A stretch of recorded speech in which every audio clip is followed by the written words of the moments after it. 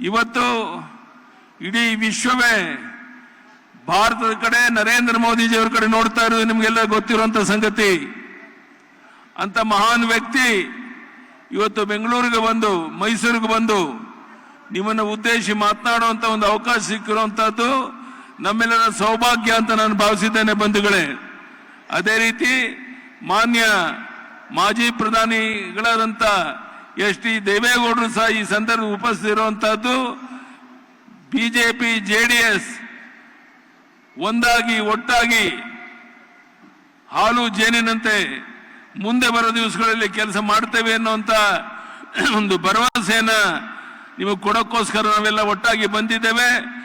ಬಹುಶಃ ಬರುವಂತ ದಿವಸಗಳಲ್ಲಿ ಈ ಜೆಡಿಎಸ್ ಬಿಜೆಪಿ ಹೊಂದಾಣಿಕೆಯನ್ನು ತಡೆಯೋದಕ್ಕೆ ಯಾರಿಂದೂ ಸಾಧ್ಯ ಇಲ್ಲ.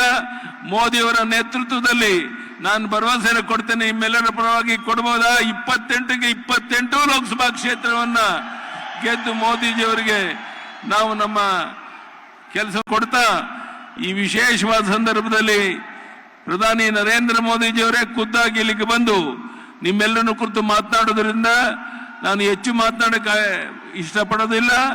ಇವತ್ತು ಕಾಂಗ್ರೆಸ್ ಪಕ್ಷ ಹಣದ ಬಲ, ಹೆಂಡದ ಬಲ, ತೋಳ್ಬಲ, ಅಧಿಕಾರ ಬಲ, ಜಾತಿಯ ವಿಷಬೀಜ ಬಿತ್ತಿ ಅಧಿಕಾರಕ್ಕೆ ಬರಬಹುದು ಅನ್ನೋ ಭ್ರಮೆನಲ್ಲಿದ್ದಾರೆ.